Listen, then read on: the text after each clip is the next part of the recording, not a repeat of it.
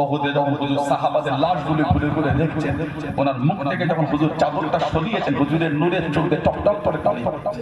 হুজুর কাঁদছেন আর বলছেন, ইয়া আবি দাহদা কাম মিন কিসকে রিদা ইল্লি আবি দাহদা ফিল জান্নাহ, ইয়া আবি দাহদা কাম মিন কিসকে রিদা ইল্লি আবি দাহদা ফিল জান্নাহ। আবি দাহদা, আমি নবী এখান থেকে আল্লাহর জান্নাতে তোমার জন্য খেজুর গাছের বাগান আর বাগান, বাগান আর বাগান, বাগান আর বাগান আমি রাসূলুল্লাহ এই দুনিয়া থেকে দেখতে পাচ্ছি। জোরে বলুন না, আর একটু জোরে বলা গেল না? হুজুর একটা এতিম সাহাবী ছিলেন, গরীব, ছোট্ট পারা খেজুরের বাগান, ওই বাগানে একটা গাছ পড়ে গেছিল, নাম হযরত আবু লুবাবা। উনিও হুজুরের সাহাবী, উনিও হুজুরের সাহাবী। হযরত আবু লুবাবা যিনি নিজেকে নববী শরীফের সামনে একটা পিলারে খুঁটিতে নিজেকে চেন দিয়ে বেঁধে রেখেছিলেন আর বলেছিলেন, আল্লাহ পাক যেন আমাকে মাফ না করেন, আমি নিজেকে আজাদ করব। কবে আল্লাহ নবী খাইবারে জমিনে চলে গেলেন, খাইবারের বিজয় সেনাপতি ছিলেন হযরত আলী রাদিয়াল্লাহু তাআলা আনহু। আল্লাহ নবী সাহাবাদের নিয়ে ওয়াজ করেন, আল্লাহ নবী ডাক দিয়ে দেন, আল্লাহ নবী জানিয়ে দেন, ও মাসামা আইনা আলী ইবনে আবি তালিব, আবু তালেবের ছেলে আলী কোথায় চলে গেল?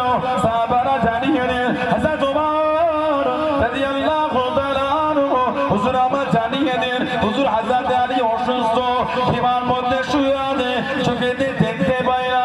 আল্লাহ নবী ডাক দিয়ে দেন, লাব্বাইক ইয়া রাসূলুল্লাহ, আসসালামু আলাইকুম ইয়া রাসূলুল্লাহ, হাবিবাল্লাহ। আল্লাহ নবী সালামে জবাব দেন, আল্লাহ নবী যুদ্ধে ঝান্ডা উঠিয়ে দেন, ইয়া রাসূলুল্লাহ, হাবিবাল্লাহ। আল্লাহ পাকের নবী হুজুর বিয়াদি মাফ করুন, চোখে দেখতে পায় না, চোখে দেখতে পায় না, এইবারে কিভাবে লড়াই করব? আল্লাহ নবী লালা শরীফে দুটো চোখে লাগিয়ে দেন, দুটো চোখে বলিয়ে দেন, আল্লাহ পাকের হুকুমে চোখ দুটো ভালো হয়ে গেল।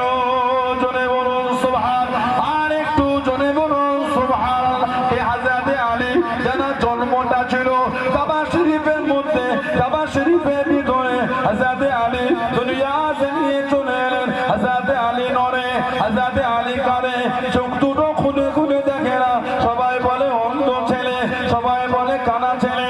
ও তোমাকে আল্লাহ নবী সাল্লাল্লাহু আলাইহি ওয়াসাল্লাম কাছে দিকে দাঁড়িয়ে গেলেন, পাশে দিকে দাঁড়িয়ে গিয়ে আল্লাহ নবী সাল্লাল্লাহু আলাইহি ওয়াসাল্লাম লালা শরীফ নে দুটো চোখে লাগিয়ে দেন, দুটো চোখে বলিয়ে দেন। হযরত আলী চোখ দুটো খুলে দেখেছেন, সর্বপ্রথম অন্য কিছু দেখে না, আল্লাহ নবীর নূরের চাঁদ মুখখানা দেখেছিলেন। জোরে বলুন সুবহান, আর একটু জোরে বলুন সুবহান। হুজুর লালা শরীফ দুটো চোখে দিয়েছেন, আল্লাহ ওনার চোখ ভালো করে দিল। তখন দুনিয়া এলেন, কাঁদে নড়ে, চোখ খোলে। হুজুর লালা শরীফের চোখ খুলে চেহারায় মত দোয়া দেখেছিল। জোরে বলুন না সুবহানাল্লাহ। ছেলে খোদা মাওলা আলী রাদিয়াল্লাহু তাআলা বাচ্চাদের মধ্যে সবথেকে প্রথম উনি মুসলমান হয়েছিলেন। কোনো বর্ণ নাই 7, কোনো বর্ণ নাই 9 বছর বয়সে উনি মুসলমান হয়েছিলেন। ছেলে খোদা আসাদুল্লাহুল গালিব হায়দারে কাররাম মাওলা আলী রাদিয়াল্লাহু তাআলা, হুজুর নিজে বলেছেন, মান কুনতু লাহু মাওলা ফাআলিকুল মাওলা। জীবিত আমি নবী আমাকে তার মাওলা মনে করে, সেজন্য আমার আলীকেও তার মাওলা মনে করে নাই। বলুন না সুবহানাল্লাহ। এত ইজ্জত আল্লাহ ওনাকে দিয়েছেন, এত সম্মান আল্লাহ পাক হযরত শেরে খোদাকে দিয়েছেন। আল্লাহ নবী সাল্লাল্লাহু আলাইহি ওয়াসাল্লাম এই খাইবার হুজুর ডাকলে উনি অসুস্থ নিয়ে গেলে, হুজুর লালা শরীফ দিলে চোখ ভালো হয়ে খাইবার লড়াই করছে, যেখানে কাফেররা আশ্রয় নিয়েছিল, বড় একটা লোহার দরওয়াজা ছিল, ওটা হযরত আলী নিজে টান দিয়ে খুলে ফেলেছে। হাদিস শরীফ এসেছে 40 জন পর্যন্ত সাহাবা ওই দরওয়াজাটাকে পরে তোলার চেষ্টা করেছে। 40 জন সাহাবা, 40 জন মিলে পারেন, হযরত আলী একাই হাতে করে খুলে ফেলেছে। জোরে বল সুবহানাল্লাহ। কোন কিতাবে এসেছে যেটার ওজন ছিল 100 মণ, 4000 কেজি। 100 মণ 4000 কেজি। হযরত আলী খুলেছে, ওইটাকে যখন ফেলেছেন 80 হাত ধরে ছিটকে গিয়ে পড়েছে। এটা বল না সুবহানাল্লাহ। নবাবে শরীফের এক কোণে বসে বসে উনি এই আখরোট বাদাম ফাটাচ্ছেন। আখরোট বাদাম বুঝলেন তো, নারিকেলের মতন ওটা খোলা মতন থাকে, শক্ত হয়, মানে দাঁতে করে ফাটাতে দাঁতটা নড়ে যায়। আখরোট এটা শব্দই হযরত আলী ফাটাচ্ছে একটু সময় লাগছে একটু দাঁড়িয়ে বলে এই হযরত আলী যে নাকি শুনেছি খাইবারের ওই খিল লোহার খিল খুলেছে হযরত আলী তাকে বলে হ্যাঁ আমি আলী আমি খুলেছি তারপর বাদাম ফাটাতে পারে ছেড়ে খোদা বলে এখনো তৈরি আছে সুবহানাল্লাহ বলে এখনো খাইবারের সেরকম যুদ্ধ খোদা আদম তৈরি আছে সেদিন আমি ওই খিল খুলেছিলাম আমার ঈমানের পাওয়ারে আজকে আখরোট বাদামটা ফাটাচ্ছে আমি আমার শরীরের ক্ষমতা যদি বলো আজ আলী আল্লাহর দ্বীনের জন্য আজও তৈরি হয়ে আছে যদি বলেন না সুবহানাল্লাহ ছেড়ে খোদা হায়দারে কাররাত লাফিয়ে লাফিয়ে যুদ্ধ করতে হযরত আলী লাফিয়ে লাফিয়ে যুদ্ধ করতে আল্লাহ নবী জানার সামনে বলেছেন আনা মদিনাতুল ইলম ওয়া আলিউল বাব আমি নবী বললাম ইলমের শহর আমার আলী হচ্ছে তার দরওয়াজা জোরে বললেন আলহামদুলিল্লাহ এই খাইবারের যুদ্ধে ওই কাফিরদের তরফ থেকে বলা হয়েছিল ঠিক আছে এক কাজ করেন আপনাদের পক্ষ থেকে একজনকে পাঠান একটু আলোচনা করতে চাই হুজুর বললেন আমার মন মতন পাঠাবো না তোমরা কারোর নাম বলবে তারা বলে পাঠালো যে আপনি যদি আবু লুবাবাকে পাঠাতে তাহলে ভালো কারণ ওর সাথে আমাদের আগে থেকে সম্পর্ক ছিল তাহলে মন করলে আলোচনা করতে হুজুর হযরত আবু লুবাবা রাদিয়াল্লাহু তাআলাকে পাঠালে কথাবার্তা সব হলো উনি যে ফিরে চলে আসবে ঠিক সেই সময় ওরা খালি জিজ্ঞাসা করলে যে কিছু বলতে হবে না খালি এটা বলো আমরা যদি তোমাদের নবীর কথা না শুনি তোমাদের শেষ সিদ্ধান্তটা উনি জবান দিয়ে কিছু বলে খালি হাতটা দিয়ে গলায় এরকম খালি ইশারা করে জবানে বলেন না হাতে ইশারা করে বাস বলে খাইবার থেকে বার হলে রাস্তায় বার হয়ে কিছুটা এসে গোটা শরীরটা কাঁপছে ঝরঝর করে কাঁপছে না বলছেন আমি আল্লাহর নবীর সাথে এই আদবিটা করতে পারলাম হুজুরের গোপন আলোচনা জবানে না বললো ইশারা তো দেখিয়েছিলাম জবানে না উচ্চারণ করলো ইশারাতে তো বুঝিয়েছে আমাদের শেষ সিদ্ধান্তটা কি আর হুজুরের দরবারে লজ্জায় পড়ে গেলেন যখন সিধা নবাবী শরীফের সামনে চলে গেলেন গিয়ে নবাবী শরীফের সামনে উঠিতে উনি নিজেকে শিকল দিয়ে চেন দিয়ে বেঁধে ফেললেন আর বললেন ফরজ নামাজ তখন সময় হয় আমাকে খুলে দেবে উনি নামাজ পড়তে আবার এসে ওই চেন আবার বেঁধে বসলেন আল্লাহ যতক্ষণ আমাকে মাফ না করবে আমি নিজেকে আজাদ করবো না আমাদের নবী বলেছিলেন সাল্লাল্লাহু আলাইহি ওয়াসাল্লাম ও যদি আমার কাছে এসে বলতো আমি ওর হয়ে আল্লাহকে তওবা চাইতাম ও যখন নিজে থেকে আল্লাহ তাআলা বিচারটা দিয়েছে আমি নবী বলবো না ফয়সাল আল্লাহ পাকের তরফ থেকে ওইভাবে নিজেকে বেঁধে যায় কে হযরতে আবু লুবাবা রাদিয়াল্লাহু তাআলা জানার মদিনা শরীফে ওই নবী পাকের ইয়েতিম সাহাবী ছোট্ট বড় বাগান একটা গাছ পড়েছিল সাহাবী বলে এই আবু লুবাবা এই গাছটা আমার বাগানে হেলে আছে দিয়ে দেন উনি বললেন না অনেক সময় গাছের খেজুরগুলি আমার বাগানে আমার বাচ্চারা খেয়ে নেয় উনি বলে কিছু টাকা হলো না উনি বলেন এতিম সাহাবী হুজুরের দরবারে চলে আল্লাহ নবী সাল্লাল্লাহু আলাইহি ওয়াসাল্লাম বলে হুজুর আপনার এই সাহাবী আমি বললাম হুজুর গাছটা দিল না একটু বলে দেন না হুজুর নবী বলে কই ডাক না নবী শরীফে টাকা হলো আল্লাহ নবী সাল্লাল্লাহু আলাইহি ওয়াসাল্লাম বলে এই গাছটাকে দিয়ে দাও উনি বলছেন না কিছু টাকা হলো না উনি বলে টাকা নিও আমি দেবো আল্লাহ নবী বললে তুমি যদি দুনিয়ায় গাছ কাটো আমি নবী তোমায় কথা দিলাম আল্লাহর জান্নাতে তুমি একটা ফলওয়ালা খেজুর গাছ পাবে যেটা বললেন সুবহানাল্লাহ যেমন হুজুর হযরত আনাস রাদিয়াল্লাহু তাআলা বলেছেন যিনি আল্লাহর নবীর 10 বছর খেদমত করেছেন হযরত আনাস রাদিয়াল্লাহু তাআলা কিতাবে এসেছে হযরত আনাস বলছেন আমাকে আল্লাহর নবী একটা কাজে পাঠালে আমি বার হয়েছি কাজ ভুলে গিয়ে বাচ্চাদের সাথে খেলতে ব্যস্ত হয়ে আমাদের সমাজে হয় না যদি বলে এই দাদা দিকে নুনটা শেষ হয়ে গেল 10 টাকা নুন কিনলাম তো দুপুরবেলা বার হচ্ছে এগুলো ব্যাট দিয়ে 10 টাকা ও খেলছে অনেকক্ষণ হলো রান্নার নুন বিশেষ তোমার খেলেই দোকান বন্ধ করে এর বাপটা দেখে খুঁজতে পারছে তাকে খেলেছে কি হয় বলে তো নিজের বাপ হয়ে 2 টাকা দিয়ে দেয় অনেক সময়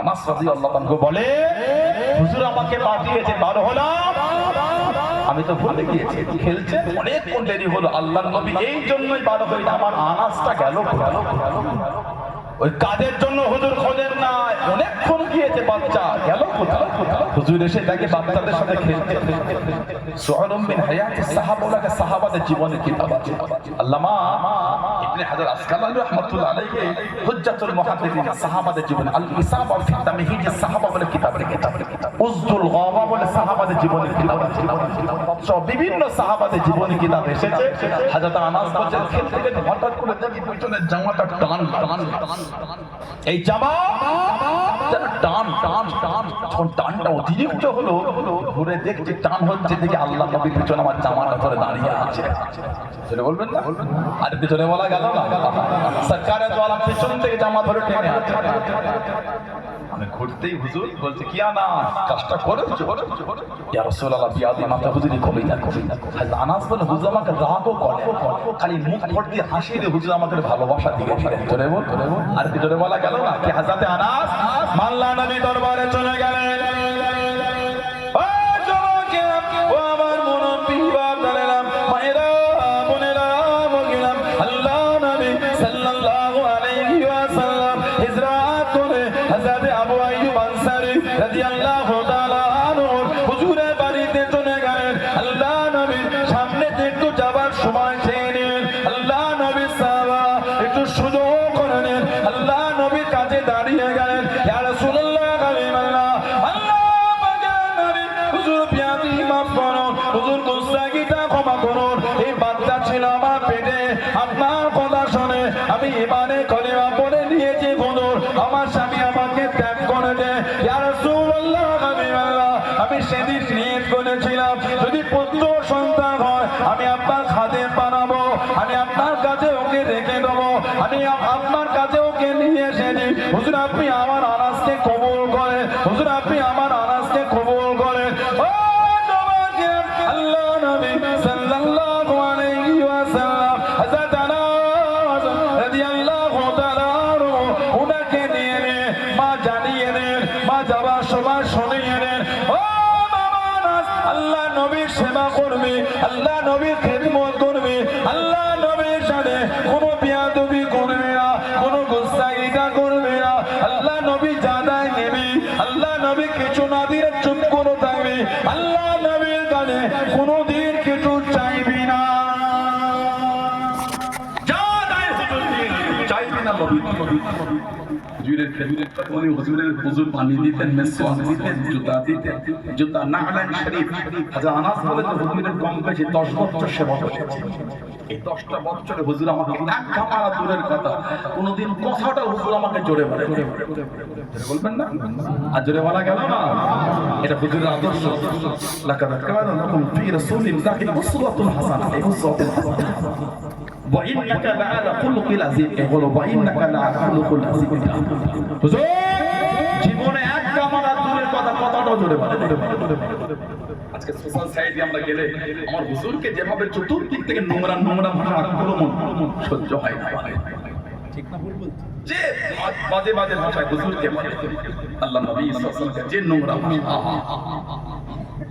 মা আয়েশা রাদিয়াল্লাহু তাআলা হুজুর যখন বিয়ে করে যে মায়ের বয়স বলে কত বছর আর যখন হুজুরের বাড়ি গেলেন বয়স কত 9 বছর মায়ের হুজুরের ঘরে গেলেন এটাকে নিয়ে কতজন কত নোংরা ভাবে বলে কত এক মাস বেশ অনেক বছর আগে একবার পাবলিশ হয়েছিল আবার নতুন করে এক মাস ধরে হয়েছিল সোশ্যাল সাইটে পৃথিবী বড় বড় নাম করার নেতা ধনী ধনী মানুষ সব ওই কি একটা ফাইলে নাম জড়িয়েছে 21,000 পৃষ্ঠা 19,000 পৃষ্ঠার ফাইল একটা কি পাবলিশ হয়েছে বলছে শোনেন না ওদের কারুকার্য জানেন না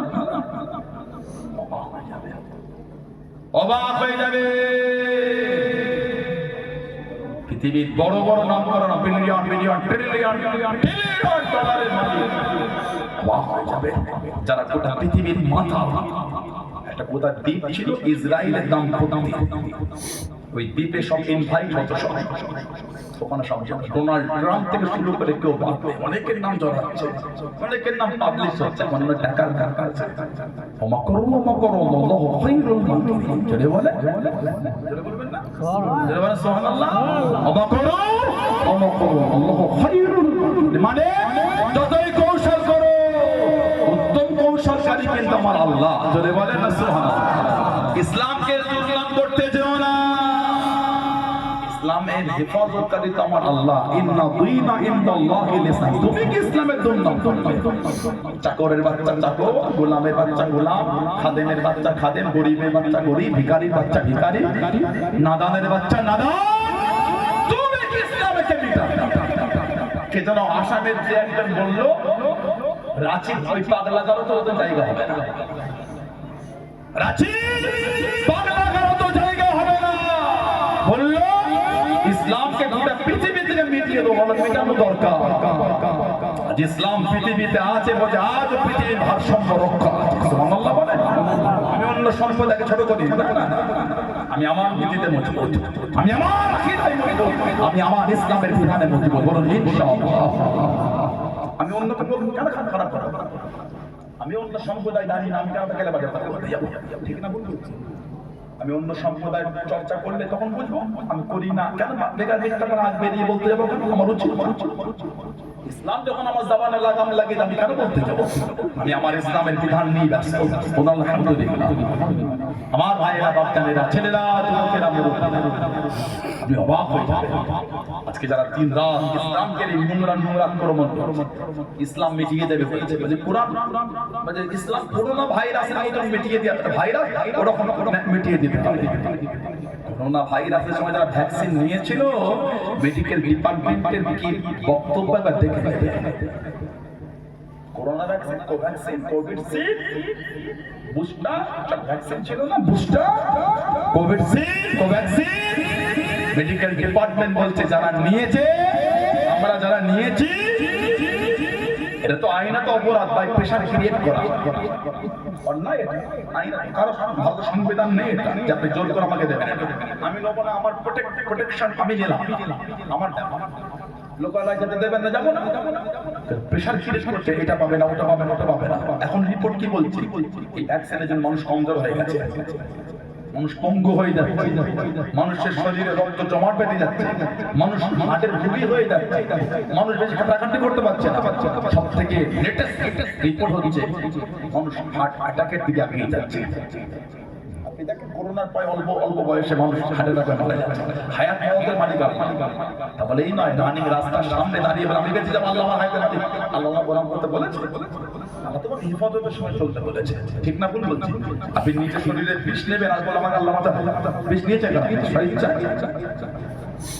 আল্লাহ পাক আমাদের জালেমদের হাত থেকে হেফাজত করে। আল্লাহুম্মা আমিন। পাগল বলল আমার ইসলাম নাকি মিটিয়ে দেবে। ইসলামে কত কালকেও উড়েছিল পৃথিবীর মানচিত্রে, আজও উঠছে ইনশাআল্লাহ। কিয়ামতের সকাল পর্যন্ত পৃথিবীর মানচিত্রে ইসলামের পতাকা ঝান্ডা উঠতেই থাকবে। জোরে বলে, জোরে বলা গেল না? কার ঝান্ডা থাকবে না থাকবে আমি তো বলি, আমি অন্যকে বাকি শব্দ চয়ন করে আক্রমণ করি, আমার উচিত আমি আমার নীতিতে বলেছি। বলছি না বলবো শুরু হয় আমার হুজুরকে আক্রমণ করছে বড় বড় পৃথিবীর নেতারা। ওই রিপোর্টটা যদি আপনি পড়েন গা শিউরে উঠবে, গা আপনার শিউরে উঠবে। 3 বছরের বাচ্চাগুলিকে নিয়ে গিয়ে তাদের পর রেপ করেছে। এমন এমন কিছু শব্দ আছে আমি উচ্চারণ করতে পারবো না, আমার জবান থেকে বেরোবে না, জীবন বারমাইতে ভাব হতে পারে।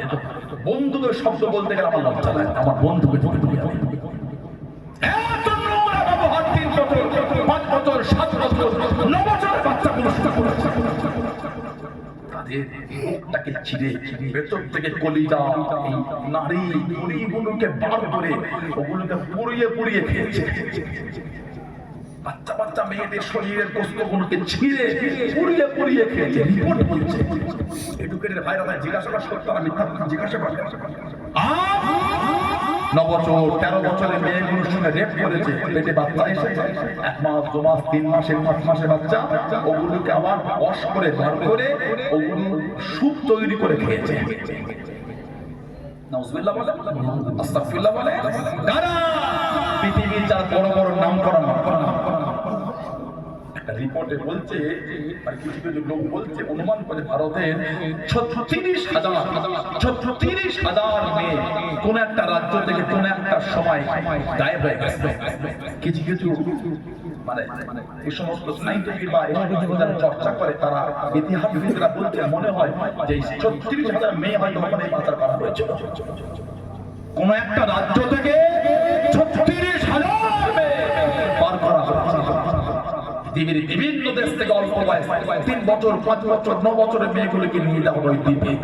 এইভাবে মর্মন্তুদ অত্যাচার করা হতো। শরীরের বস্তুগুলোকে কেটে নিত, ছিঁড়ে নিয়ে পুড়িয়ে পুড়িয়ে খেত। নাউজুবিল্লাহ বলবেন না। আমার মানে পশু ও মানুষের সঙ্গে নোংরা ব্যবহার করতে পারে না। এই সমস্ত পশু মানুষের মতন দেখতে পশু থেকে নিকৃষ্ট লোকগুলো যে শুরু করেছে, ওরা আমার হুজুরের চরিত্র উপর আমল তোলে, ওরা আমাদের নবীর উপর আমল তোলে। আপনি গুগলে যান, গুগলে গিয়ে লেখেন best man in the world. আপনি গুগলে গিয়ে লেখেন best man in the world. এক নম্বরে জানার নাম তার উনি হলেন নবী মুহাম্মদ রাসূলুল্লাহ সাল্লাল্লাহু আলাইহি ওয়াসাল্লাম। জোরে বলো, আর জোরে বলা গেল না। গুগলটা শুধু মুসলিমরা এখানে না,